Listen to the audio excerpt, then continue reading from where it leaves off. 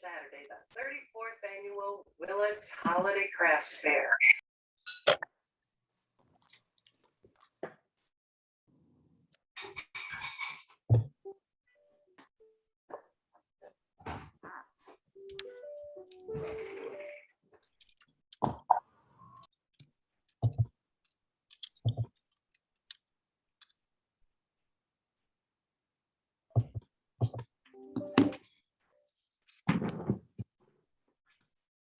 Welcome, everybody. We're just going to give people a few moments to join us. I'll note that our ASL interpreter, Cheyenne, is here and hard at work. So feel free to make use of that if it would be useful to you. And the live captioning is also on. We'll start in just another minute or two.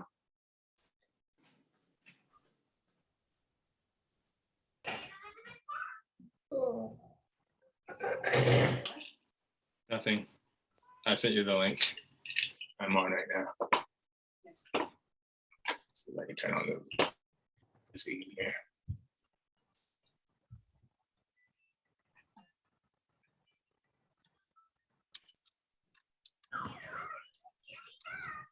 Very exciting to see so many familiar and unfamiliar names coming in. Welcome, everyone.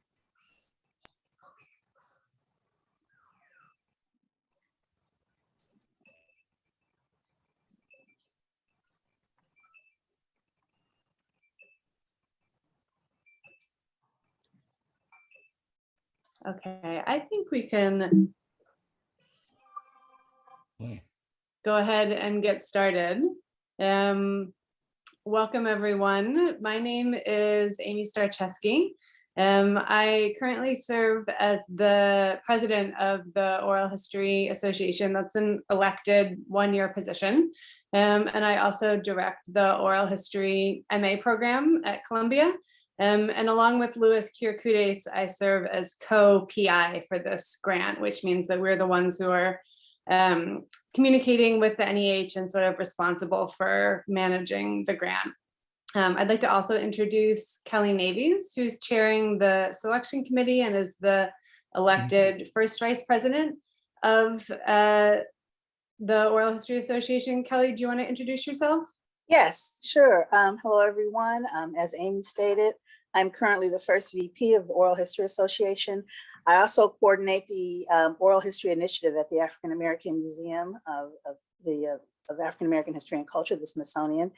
And I have a background in African American literature, women's studies, Southern history, African Americans in Appalachia. I'm very interested in narratives and I collect currently is what most of my time, I spend most of my time collecting narratives of racial segregation, racial violence, memories of resistance and resilience. I'm a poet, so I'm very interested also in stories of artists, writers, and visual artists and musicians. So I'm looking forward to working with you all. Thanks, Kelly. Louis, would you like to introduce yourself also? Yes, thank you. I've had a little computer issue, so I'm sorry for logging in so late. My name is Kyriakoudes. I share along with Amy Starecheski the responsibility as co-project leader on this project. My day job, I wear two hats, one as co-executive director of the Oral History Association, and I'm also a member of the faculty at Middle Tennessee State University. And I'm so excited that we have so many people participating today and so much interest in this wonderful program. So thank you very much. Thank you, Louis. So our agenda for our hour together is to introduce you all to the selection committee for the grant, so you can put a face to a name. We're going to briefly give an overview of these funding opportunities, and then we'll just open it up to questions.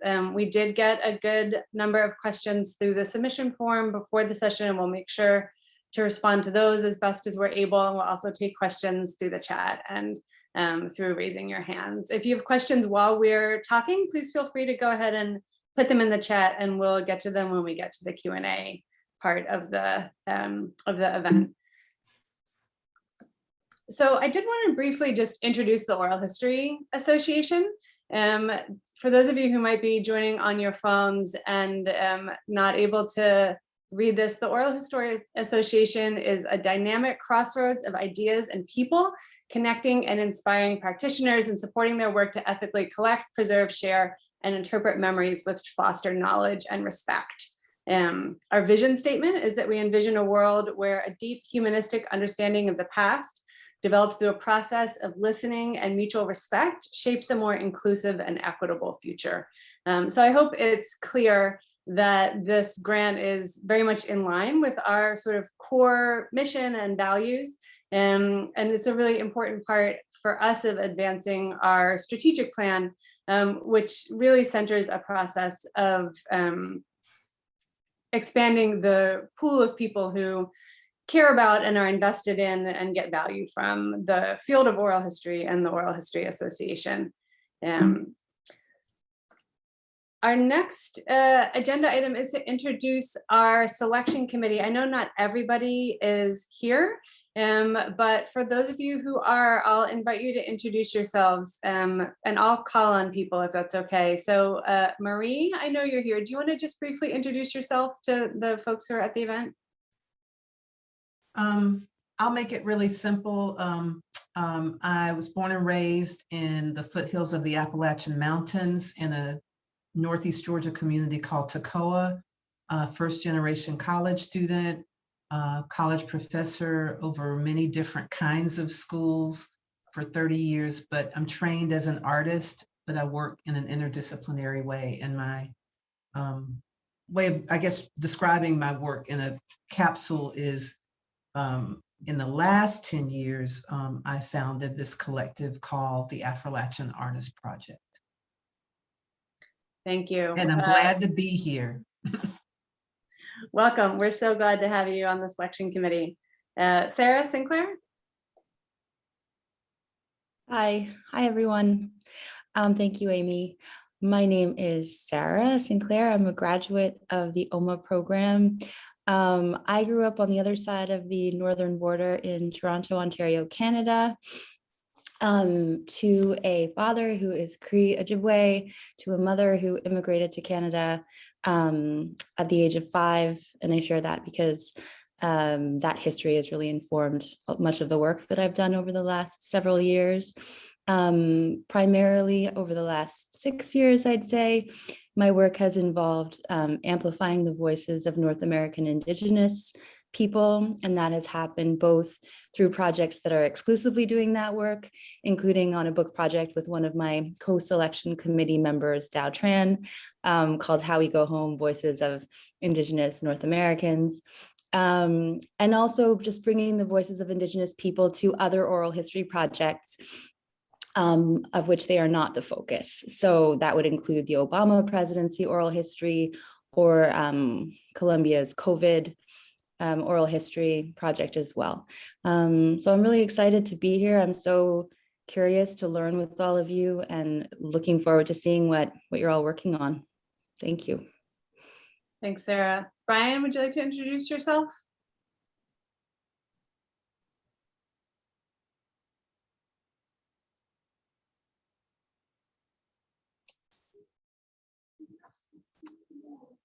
Oh, sorry. Hold on for 1 minute.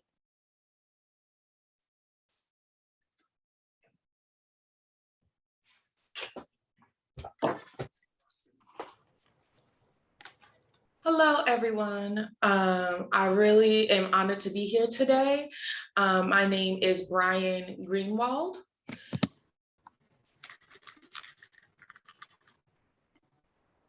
I was born in New York City, but I grew up in Florida. So now I live in the Maryland area. I currently work at Gallaudet University, and our work will focus on deaf experience through research centered we have here that focuses on collecting different narratives. Some projects include study for a deaf printer. and deaf prints. For example, we did a newspaper before.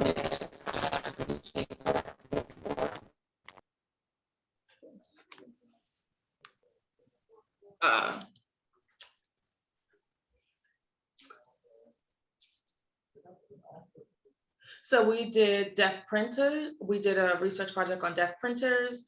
We were able to interview many of them from before in their work.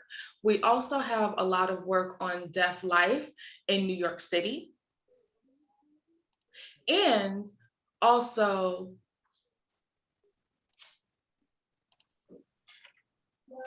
Saarinen, the area for the deaf in America. So we do a lot of oral stories and narratives. So that's really the focus of our work. I enjoy being here and I look forward to working with all of you and seeing your progression. Thank you. Thanks, Brian, and thank you, Cheyenne. Daisy? Hi, good morning, everyone from Southern California. My name is Daisy Herrera, and I'm a first-year PhD student in the History Department at UC Riverside. And I have a background in Chicano studies, Latin American studies, women's studies, and history. My research interests focus on the civil rights movement in the San Fernando Valley, as well as student solidarity in here and in Mexico. Regarding the movements of the late 60s. Thank you, Daisy.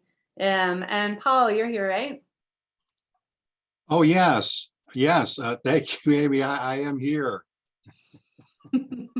Hey, everyone. Welcome. I'm just so happy and honored to be here. My name is Paul Ortiz, and I'm a former president of the Oral History Association. And I'm just so proud of the Oral History Association and NEH for this opportunity. I am also a first generation college student.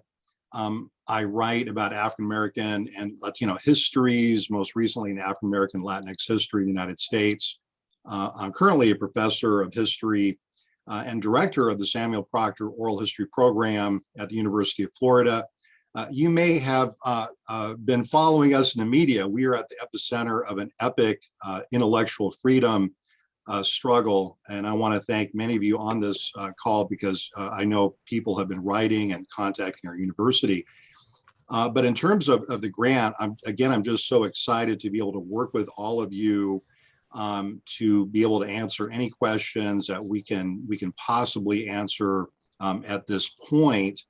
And I'm also going to put, because I can do this as former president of the Oral History Association, many of you have been asking, well, what is the OHA? And so I'm going to put our web link in the chat bar in just a moment and really invite you to become part of the Oral History Association's growing community. I also want to kind of give a heads up because our next annual meeting is, Amy, correct me if I'm wrong, but we're going to be in Los Angeles in October.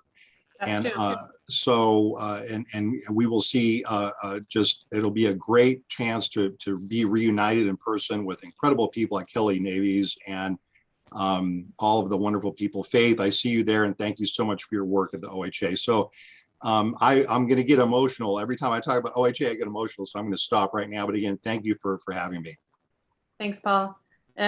I was scrolling through, I didn't see Dow or Robert, but is either one of you there? I know not everyone could make it today. I'm here, Amy. Dow is here, yeah. Okay, Dow, sorry, go ahead. No problem. Hi, everyone. I'm Dow. Just a little bit of background. I'm the managing editor at Voice of Witness, and I don't have an academic post, but I have lots of interests and experience in working with a wide variety of oral histories and oral history projects.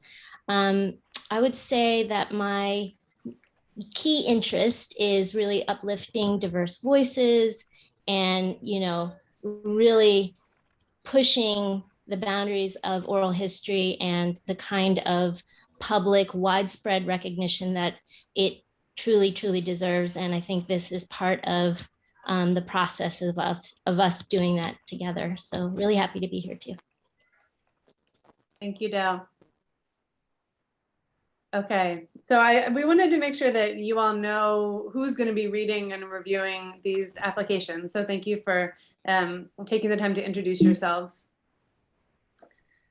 So to start off, I want to make it clear that this funding is part of the American Rescue Plan. And so the main goal of that funding, as far as the NEH is concerned, is to provide support to under and unemployed oral historians. And so that aim shapes a lot of the eligibility criteria that we'll discuss in a moment. Another goal, though, is to really address the historical exclusions and injustices in our field. And that's why the fellowships are specifically targeted for people from communities that have been historically marginalized in professional oral history. I think we all know at this point that the pool of people who've been able to participate in oral history as a career does not entirely overlap with the pool of people who do oral history, who care about oral history, who have oral history as a crucial part of their lives in their communities. And so we're aiming to use this funding to try to correct some of that historical injustice. And that's also why part of the money is set aside for research that can be deployed to build a more inclusive field. So we're hoping that the 11 people who get fellowships will become involved in the field of oral history, will shape and reshape that field. But we also want to make more institutional efforts, and we need research to do that. So there's a bit of the money that's set aside for more targeted research projects. So there are 11 fellowships. Each of them is $60,000. They are for 1 year. They go to one person. The person can work with an organization or a larger project, and one of the selection criteria is based on sustainability, which I think often comes through partnership, but it's not required. The fellows are required to work full-time on the project from April or May of 2022 through to 2023.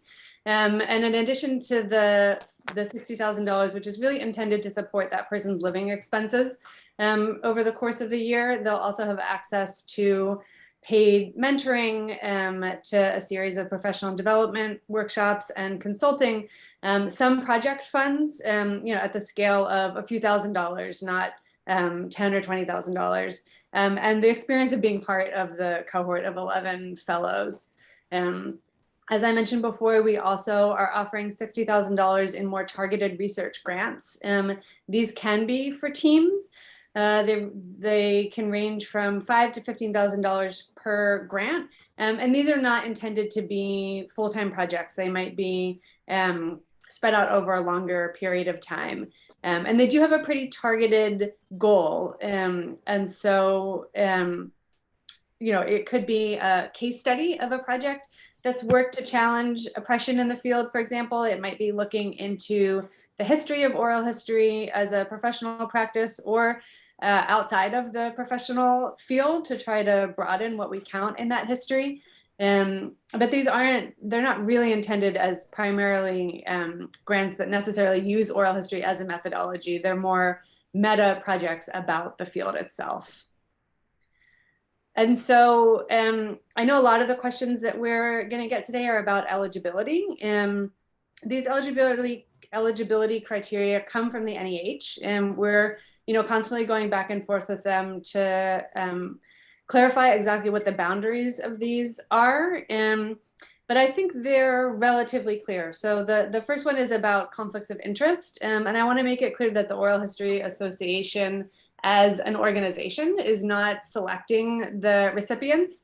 The selection committee is separate from the OHA, and Kelly is actually a non-voting chair on that committee. So the 7 folks who are on that committee will be making the final decisions about who receives funding. You do need to be, for the fellowship, under or unemployed. And we frame that broadly. So if you are aiming to be a professional oral historian, but you're working outside of the field, you would count as underemployed for our criteria. You must be a US citizen or a foreign national who's lived in the US for 3 years immediately preceding the application deadline. So that doesn't mean that the work has to happen in the US. You can't be delinquent on the repayment of any federal debt or child support. You can't be retired under the age of 18, enrolled in a degree granting program. So that means even if you are finished with your coursework, but you're, for example, creating a master's thesis or a dissertation, but it's not finished yet, you cannot apply for these fellowships. You have to be finished with all of the work for your degree, including the thesis or dissertation, including having defended the thesis or dissertation by the application deadline, which is January 15th. So that's one thing that we've learned and can make clear now. You can't be on Social Security disability with no work attachment, an inmate living in a halfway house on lockdown, a K-12 teacher or administrator, a homeschooling instructor, a journalist, or a creative and performing arts professional. I don't know the rationale for every single one of these. I will say on the last one, this is a humanities grant. There's obviously a lot of overlap between humanities and the creative or performing arts. We are definitely interested in getting applications from people who do creative and performing arts work, as long as it has some intersection with the humanities field. So with that, we're going to open it up for questions, and I'll stop sharing so I can get a better view here. Louis, is there anything that jumped out at you from the questions?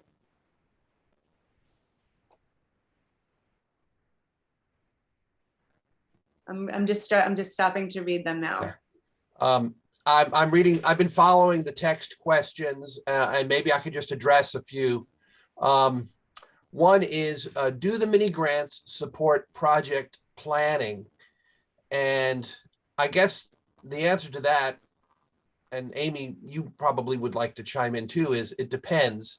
We've envisioned the mini grants as being for these targeted topical initiatives that we've explained in the application materials.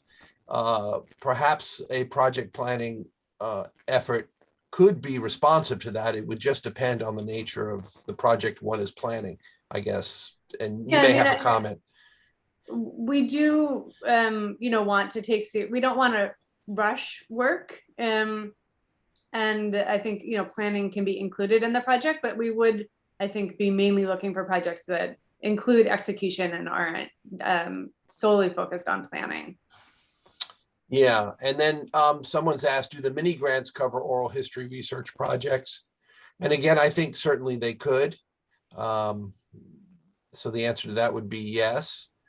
There's also a question, can the project then be an oral history project that is not US based, but international, or has oral histories conducted with narrators from other countries? And the answer to that is yes, it can. Camilio Garzon posed that question. And so the answer is yes for that. The qualification criteria apply to the applicant, not the project. And this is you can think of this as really as a jobs program. So it's the applicant's work, that would be fine. There was also a question about Social Security disability. And those who are on Social Security disability because of the inability to work are excluded by the NEH's rules.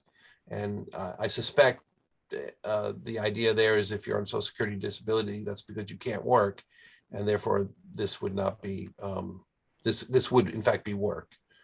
So there's some questions too about what contingent employment means, or if you're a freelance journalist, would you count as a journalist? I think in this world, many of us wear multiple professional hats. And so if part of your work is journalism, but part of your work is humanities, then I think it would be appropriate to apply for this. If you really only professionally identify as a journalist or a performing arts professional, then I think that the eligibility would be more limited. I do think contingent contract-based work is contingent work. And so you'd be eligible to apply as long as you would be only working on this project during the year. There's a really important question from Pacey Foster that asked, does this need to be, given that the goal is to help diversify the field, does this need to be a professionally trained oral historian, or could it be a community culture keeper, griot, interviewer, or storyteller with deep cultural expertise who we help train? I don't know quite who the we is in the question, and Pacey, feel free to add to that. But I would say we're not limiting this to people who have professional oral history training. We recognize that many people come to this work not through professional channels, and that professional training can be expensive and therefore exclusive. And so we're definitely interested in applications from people who don't come from a professional oral history background and or who don't have formal training.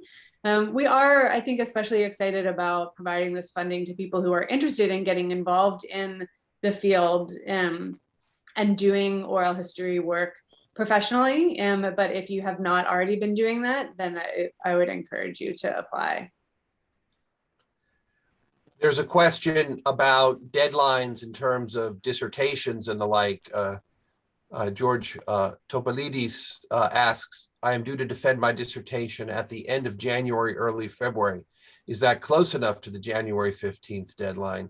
And unfortunately, that January 15th deadline is a hard deadline. So if it's possible to move that process up before the 15th,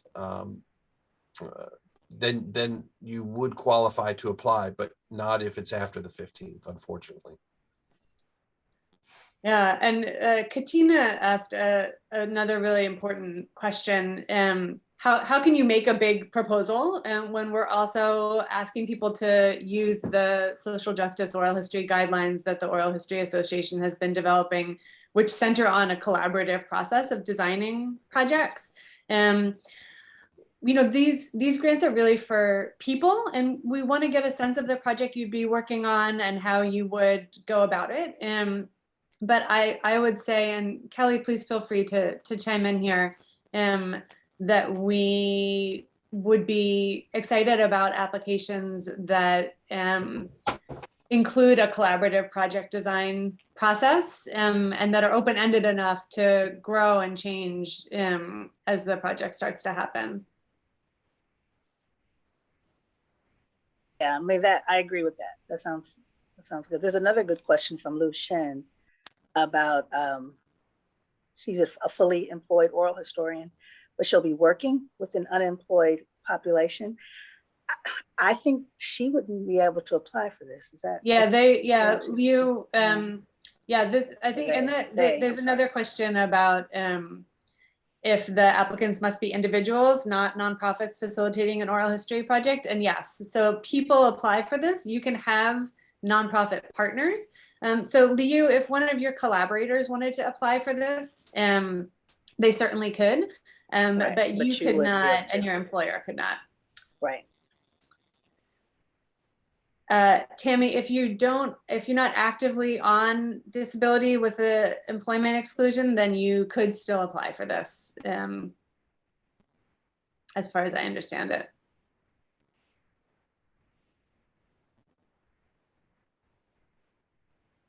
It does, there's a question about if the employee who works in the project has to be a full-time employee. Can an agency appoint 2 employees and have them work during weekends in 1 FTE capacity? No, it has to be 1 person working on the project. It has to be 1 person that's funded. And so, and they also are not employees of the Oral History Association or of another agency. The money goes directly to them as a stipend. And so people who already have jobs at a particular institution wouldn't be eligible to apply for this, and an institution can't use the funds to apply to hire somebody. One of the eligibility criteria, though, is sustainability. And so if you're partnering with an organization and they have a fundraising plan to bring you on as a full-time employee after the term of this grant, I would say that would make an application much stronger. And so, you know, we're hoping that these grants can be, you know, launch pads for people's careers. And so having some kind of plan of how to continue working in the field after the grant money runs out would be helpful. Amy, if I could make a point, for those of you participating in this Zoom session that are affiliated with organizations, cultural organizations, humanities organizations, there is a whole parallel program, which I might say is much larger, which you can learn about through the NEH.gov website, of a re-granting program to organizations. I know the American Historical Association has a program of $75,000 grants for smaller cultural and humanities and historical organizations. And there are many others that are engaging in those types of institutional support grants. Ours isn't that one, but that is out there. And I encourage people to also check that out as a possible vehicle for funding. In response to the Marian Voices question, yes, teams can apply for the mini grants. So yes, teams can apply. They can be partnering with organizations or nonprofits. And yes, this is a question we've gotten a few times. You can apply for both awards. You'll only get one. And so if you feel strongly that one is more important to you, you might only apply for that one. There's a question about if individuals and teams could submit multiple mini grant applications for different projects or be part of different project teams and applications. I would say yes, but again, our aim would be to probably spread that money around. So it might be good to also balance that with some focus.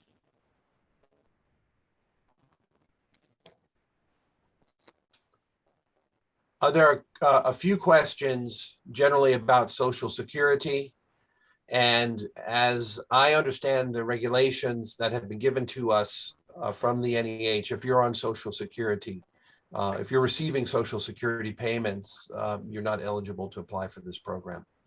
And I did write our NEH program officer this morning with some of the questions that came in about Social Security just to get more clarification. So we can take more questions that come out of the chat and send them to him to triple check. We'll be writing up an FAQs document based on this call and other questions that come in, and any more information we get about any of these issues, we'll add it there. Someone had asked about a project that's ongoing, and I certainly think that would be fine and outstanding. It doesn't have to be a new project that has started from scratch, an ongoing project that needs support. If the individual's been involved in that and they want, that certainly could be a very competitive project and application. So that sounds perfectly good. Olivia asks if the mini grants could be used for regular oral history projects that are short term. I would say no, they do really need to be strategic projects that aim to produce knowledge that can be used to create a more just field. So projects that aren't oriented towards that would need to be year-long projects to be covered by the other grant.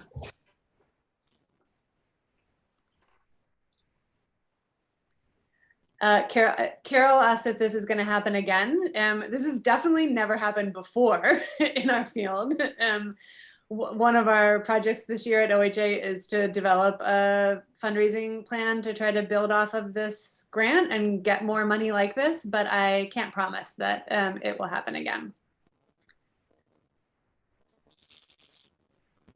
Keith asked a question about the grant application guidelines and requirements components. That's all on our website. Faith, maybe someone could drop that in the chat. We will be posting a recording of the social justice workshop on our website within a week, along with the recording of this.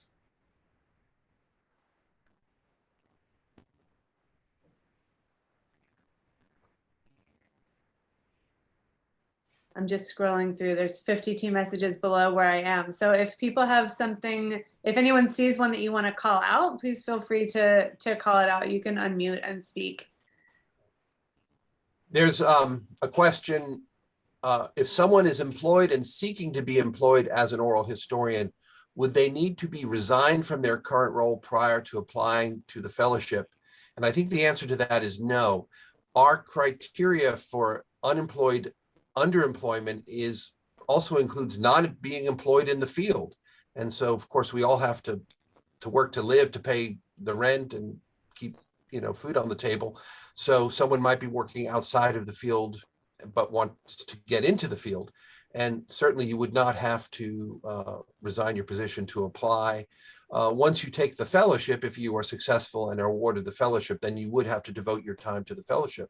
But up to that, please keep your day job and explain in your application how your career has gone and how you're wanting to use this fellowship opportunity to, achieve the professional goals within the field of oral history.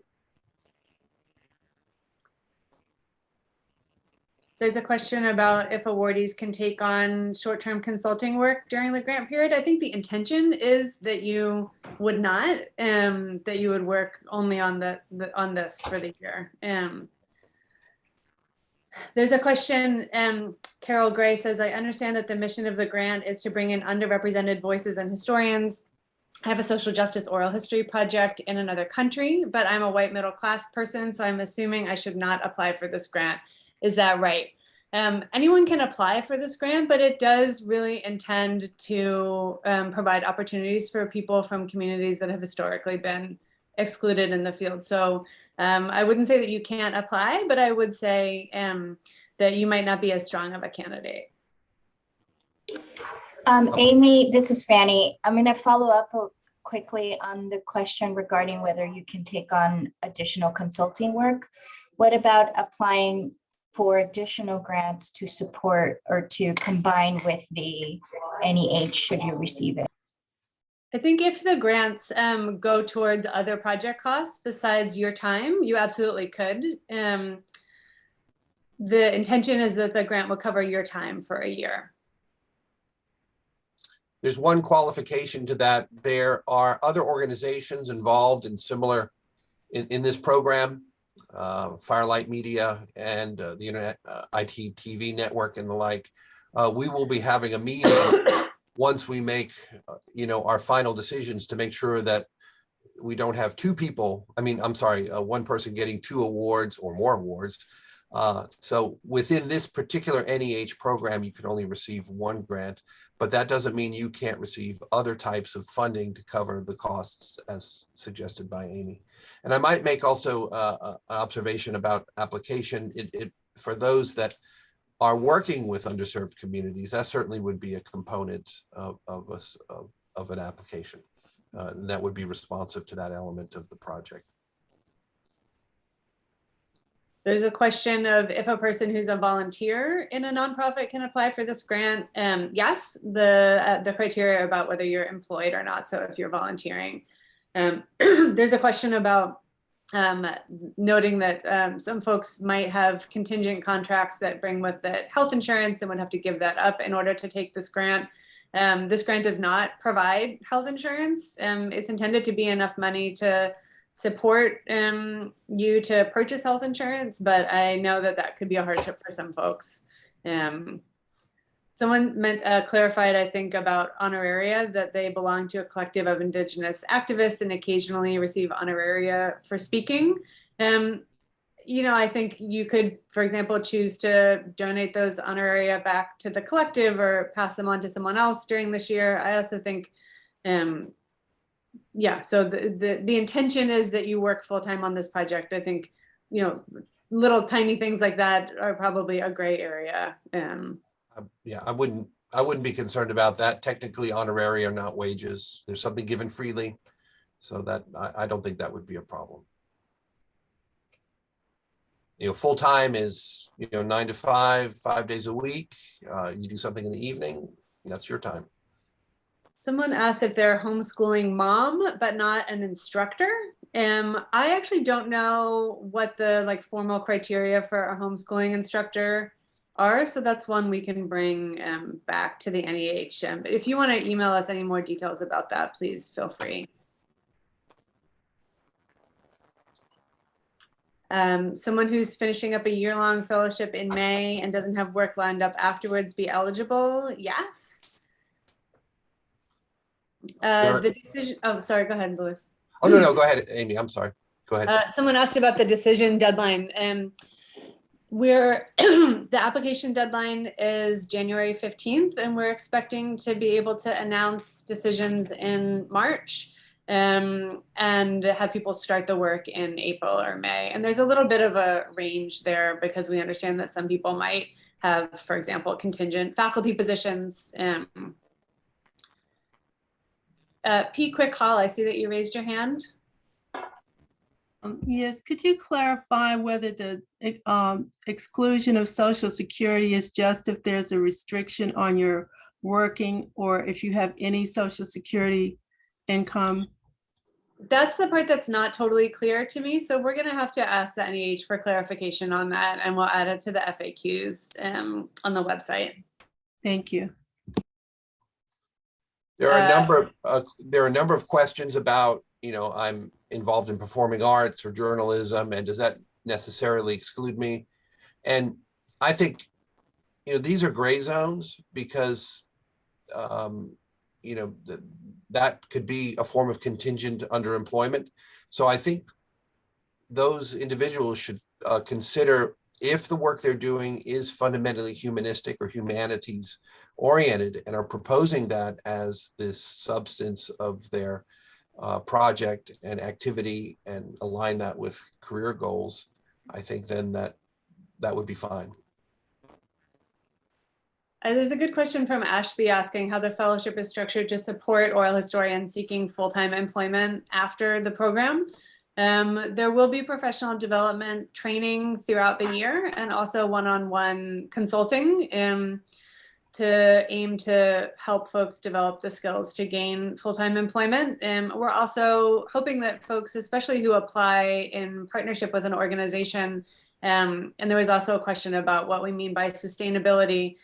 For example, if you're able to say, in this year, partnering with this organization, we're going to create a beta version of this project and we're going to spend some of the time applying for grants to make this a long-term full-time position.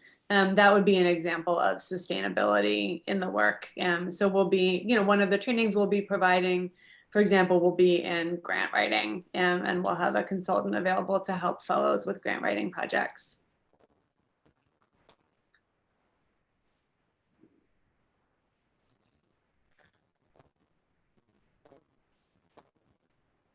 Fernanda asked a question about if an organization has an established project, could they apply in partnership with an individual? Yeah, absolutely. There's no expectation that these projects are going to be started from scratch. They could be at any stage. They could be in any structure of partnership.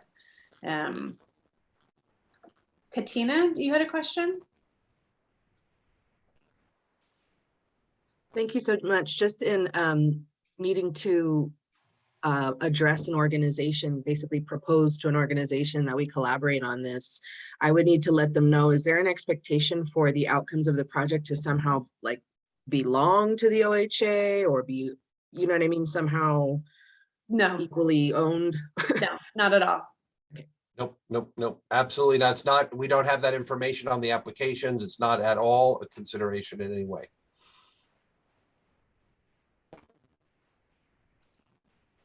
Fernanda, people can apply to both. Tori, did you have a question? Yes, hi, thank you. And I apologize if this has already been answered or clarified. I am in a unique position where I'm technically an affiliated staff student at the university that I'm currently studying at and will be finishing prior to the potential fellowship start date. And so to clarify, based on the definition of my university, I am not considered an enrolled student. I have no health insurance, student benefits, ID card does not work. I just wanted to clarify if I am still eligible to apply. I do meet the other requirements. But you haven't graduated and you're finishing a thesis or a dissertation, is that right? Yes, so I'm currently a PhD candidate and I will be defending. Would you be defending before January 15th? I will likely be defending that month, not necessarily by the 15th. You have to defend by the 15th. For the fellowship and the mini grant, is that correct? or is it different? That's for the fellowships. I'm a little bit unclear for the mini grants. Louis, do you have any insight into that? And thank you for clarifying. I yeah. appreciate it. Yeah, so Amy and I dug deeper into the rules on this, and the 15th of January does seem to be the deadline. It may be the case that we don't award all the mini grant projects on the first round, and if we put out another call for mini grants, that for a later, like March deadline, for example, then that might that might be possible. But as the program is configured now, the eligibility requirements, which are set by the NEH, not by us, require all academic work to be finished by the application deadline. Thank you for clarifying. Katie asked, so the focus on addressing historic exclusions is based on the practitioner and not the project. I would say at the heart of it, yes. For the research grants, that's less so. So the research grant projects are really intended to address these historic exclusions in our field. The fellowships are intended to bring people into the field who are from communities that have historically been excluded. I do have a question. Yeah. This is Tracy Clark. I am normally a performer, but I barely do that anymore now. And certainly if I were to be awarded a fellowship, I would not perform at all. So is that something that's acceptable that I could indicate on the application? Yeah, I think as long as you have done other stuff in your life besides being a performing arts professional, then you would be eligible. Okay, thank you. I'm watching Kelly to make sure that she's nodding along on all of these. Thank you.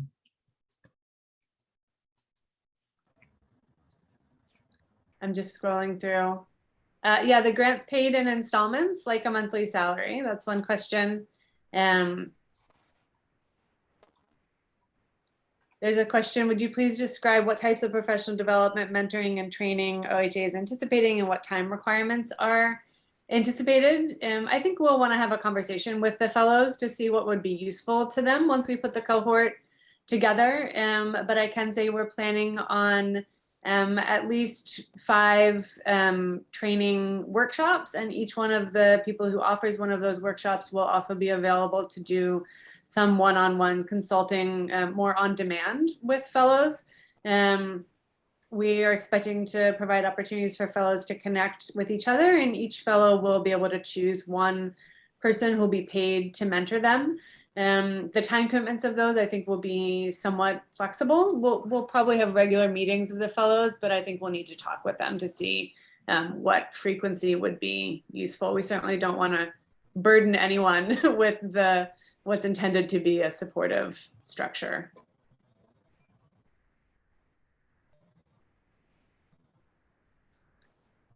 Pacey asks if there's a preference for projects that will include the results in an archive, collection, or other public-facing repository. I would say if that's in line with the goals of the project, that is part of the typical best practices of oral history. But we also understand that not every project certainly is going to be ready to make something public-facing within a year. And there are some projects that are really intended for more limited audiences and might not be appropriate for full public archiving. We really want to encourage people to not overpromise to try to get these awards, to say, I'm gonna do 50 oral history interviews and transcribe them and archive them. This really isn't about quantity. It's about, as Nishani Fraser has been saying in the social justice training, working at the speed of trust and taking the time to practice ongoing consent and to build relationships and to do oral history in an ethical way. And so we're not expecting folks to rush into archiving.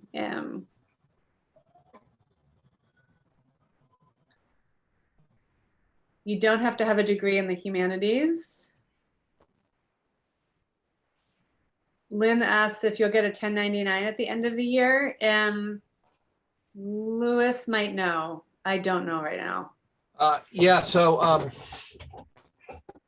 NEH's advice to us is no, we're just going to give you $5,000 a month, technically non-employee compensation as a grant, and all accounting and tax and other obligations are up to the recipient to do that on their So you own. might get like a 1099 is what you get for freelance work. So you might get like a 1099 MISC, I would think.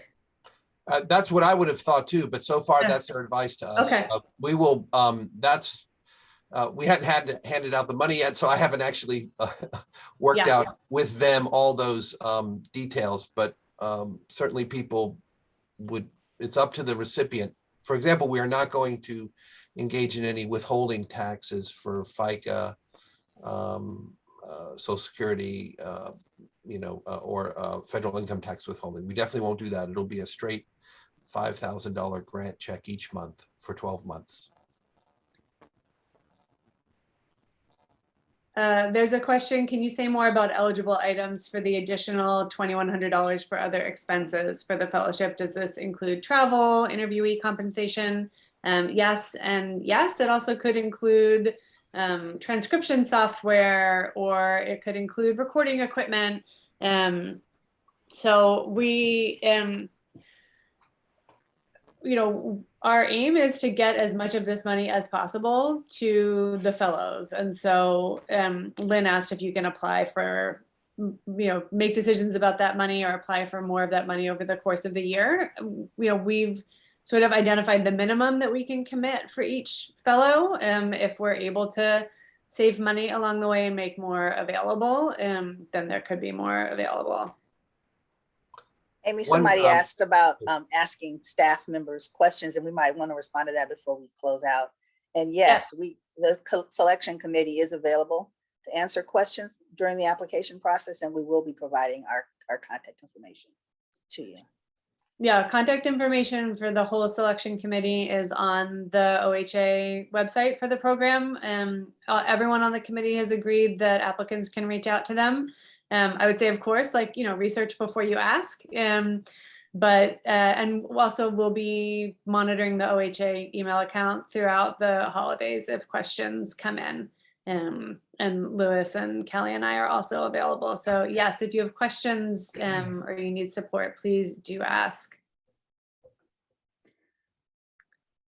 Rachel asked for the mini grants, if projects have some other funding source, are they still eligible for this grant? I would say, yeah, definitely. That the mini grants are mini grants, right? If they can fund a piece of a bigger project, that might make it more impactful. Ginger asked if they could raise money for from other sources to pay narrators. Yeah, absolutely. If you have additional funding to support other parts of your work besides your own time, part of what we're looking for is people who have the skills and the inclination to leverage this money into more money that can support them and their projects and their careers. So explaining those plans, I think, could be part of how you explain the sustainability of your work. The grant itself is not intended to be used to compensate narrators. The money goes to you. It's intended for you to use for your own support. What you do with it after that is up to you. But it's not intended for project supports besides individual salary support. Keith, we're not expecting to have a second. Oh, sorry, Faith, go ahead. There's just there were a couple of people with their hands raised. Yeah, Bhagirath, go ahead. So my question is, what is the upper cap of the year-long grant? It's a set amount of $60,000. Plus that 2,100? Yes. Okay, and do we have to submit the budget justification along with the application? For the 2100, yes, the 60,000 is intended just to support you as a person living your life, so you don't have to provide a budget for that. Okay. So a volunteer working in an agency can apply for the grant individually, right? Is that true? That's true. Okay. Wonderful. And you already mentioned that there will be someone to answer questions if we have any during the process of application. Yes. Yeah. Wonderful. And is this for 1 year? And what do we do for the, it may be 1 year, maybe for collection and then transcribing and other works. Is it additional year or how does it go? This is a 1-year opportunity, but we definitely encourage you to think about how to continue the work. But you might think about what would be a piece of work that you could commit to and execute and fulfill all your obligations on within the course of a year. I think it would be, it could be unethical to take on a project that has a lot of parts that have to happen after the year without having funding in place for those, for example. Okay. And my follow-up question to that is, who does the final product go to? OHA? No, it goes to whoever you want it to go to, whoever the project wants it to go to. Okay. Fernanda has repost an important question, follow-up question on sustainability. So sustainability is for the person as an oral historian, not for the sustainability of the project they are working on. That's a great question. I would say it's for both, with a little bit more of an emphasis on the person as an oral historian. But Kelly, what would you think about that? Yes, I mean, I think that we are focusing on the individual, and the grant is for a year. So we're not guaranteeing any money beyond that year, but we are hoping to provide professional training and development that will help you to proceed with that project beyond that year. So it does also include the project in that way. Are there any other questions that folks have asked that haven't been addressed? I'm sure I've missed things and kind of quickly scrolling through the chat here. Or is there anything that any of the members of the selection committee would like to add in relation to any of these questions, or just generally your vision for what this funding could do? It depends, Rose, on the size of the grants that we give. There's $60,000, so it could be anywhere between 4 and 12, because they're $5,000 to $15,000 per grant. No, Indigenous applicants do not need to provide enrollment verification. Absolutely not. Yes, you can be on an OHA committee. It's only council and elected leadership and paid staff. Marie, go ahead. I really appreciated the question about community storytellers and building capacity for people. And I'm just reading into that, who may not even see themselves as a part of this field, or may not even think of this as a field, but this is the work that they do. So I want, maybe everybody in the call to consider that. But I guess I have this question that I can't form yet, where I'm thinking about, and the person that asked the question was implying mentorship. So if there's a mentorship taking place and this person receives all the funding, I wonder how we can build in some type of ethical support for that. If I don't know how I'm saying it, but because there has to be an established trust factor for the work to proceed, because if there's a mentorship, that's going to be volunteer, because the person receiving the funds is receiving the funds.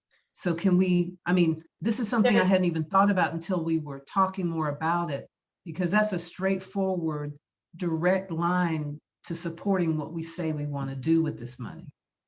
There is budget to pay a mentor for each person. And the person will be able to choose who they want that to be. Okay, so. I think, Marie, you're also saying, can it extend beyond that year? Is that what you're saying?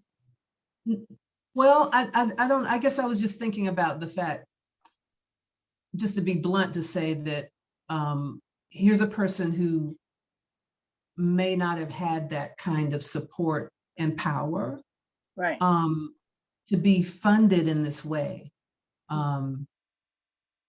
which is exciting for me.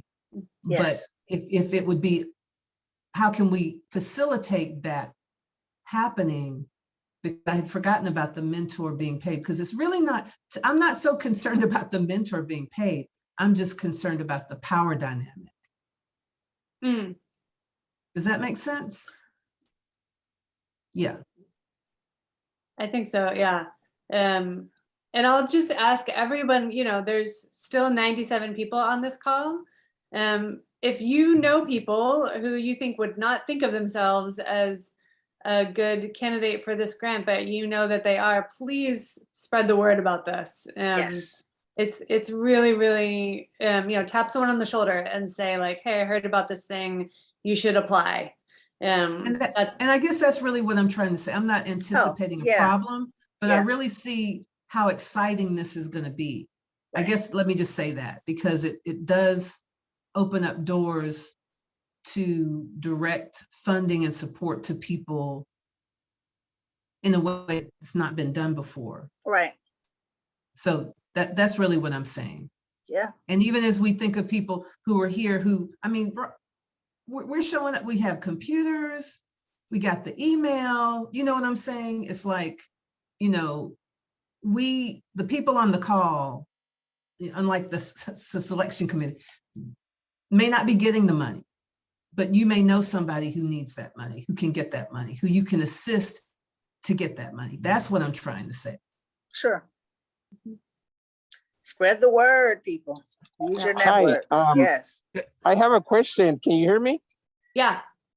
Yes. I'm a contingent faculty member, and I plan on applying hopefully for this grant, but I'm in an institution where, you know, would it be okay to ask the institution if I can have a year leave?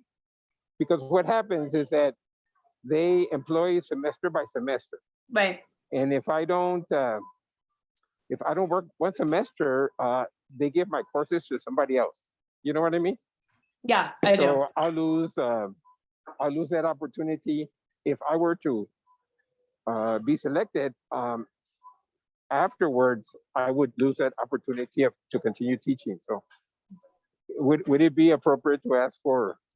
No, it's rather awkward, right? To ask for a leave of absence or something. I think that would be totally appropriate. And yeah, I recognize that for many people, taking on something like this is going to be a risk, right? Of not being able to go back to what you were doing before. It may launch you into a much better job. Okay. I see that there's, And hi. Yes. I think I'm unmuted. Yeah. I've been listening to the whole call, and I want to just say a little bit about the project that I'm wondering about and see if you think it would qualify.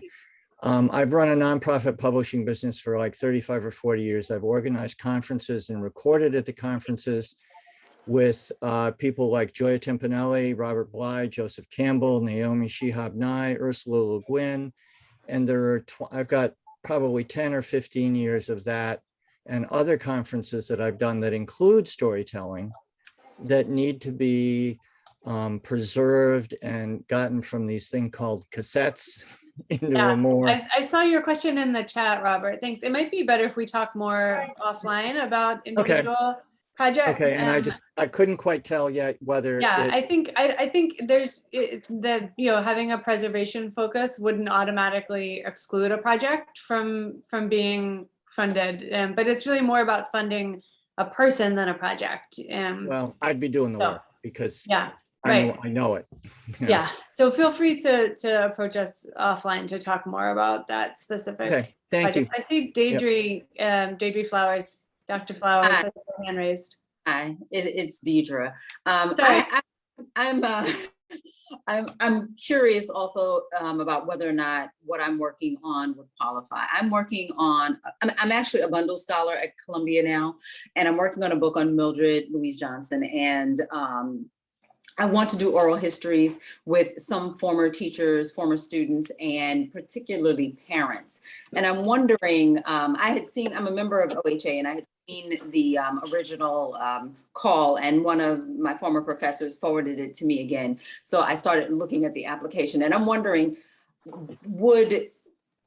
if I'm using oral history as a method in my research process, in my research and writing process, would that be something that might fall into eligibility for this particular grant opportunity? I would say yes. Okay. Kelly, do you agree? Question was your status, whether you're employed or not. I wasn't understanding what your status was. I think that's the important piece, not what you're working on. My Yes. status, I'm a bundle scholar at Columbia University. It is a unpaid position. We get a small stipend every year. Okay. I'm on the market looking for full-time employment. Well, then you would qualify. You would be eligible. Yeah. Okay. All right. Thank you. Absolutely. Any other questions that are left hanging out there? Can a person who does have the work permit but not the US citizen apply for this grant? If you've lived continually in the United States for the last 3 years, you can. Okay. There's Wonderful. no required, yeah. I will say there was a shout out about who wrote the grant, and I want to really thank, my day job is that I run the oral history master's program at Columbia, and we had a very participatory project with a large team of alumni and faculty and staff here that wrote a graduate equity project grant. And a little piece of that was partnering with the OHA. So that was sort of in the OHA's, we didn't get it, unfortunately. But we took pieces of that and repurposed it, Lewis and I, for this opportunity with the NEH. So I want to shout out everyone who worked on that from the master's program, and also Lewis, who was the one who was like, I think we actually can get this, we should apply.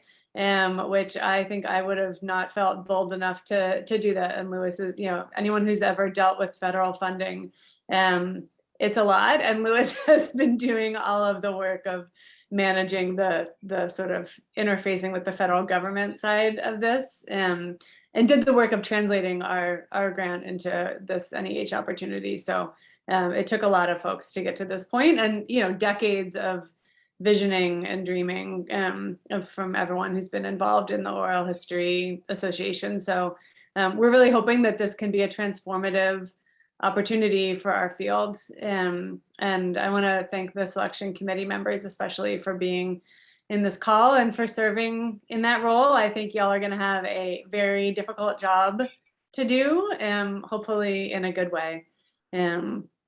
Please, anyone, if there are questions you have, reach out. We'll write to everyone who was on this call with the updated FAQs as soon as we have them. Sure. Kelly, did you want to say anything to close us out? Thanks for joining us. I'm looking forward to hearing from the applicants, as I know the other selection committee members are, and we're very excited about this. So, yes. And I want to also thank Faith Bagley, who does all of the admin for this, and who is going to be doing the admin for the NEH grant as well as for the OHA this year. And thank Cheyenne, our interpreter, who has been really interpreting for over 60 minutes now. And we're grateful for your work. I know that's demanding. Spread the word. Yes, that's the last word. Yes. Spread the word. Please, Yes, and please just tell people about this. To piggyback on what Marie said, I get what she was talking about now. If you yourself cannot apply and you know others, let them know and assist them in the process. All right, so with that, I think Okay. we'll close it down. Thank you, everyone, for taking the time during what I know is a busy time of year. Thanks, everyone. Bye-bye.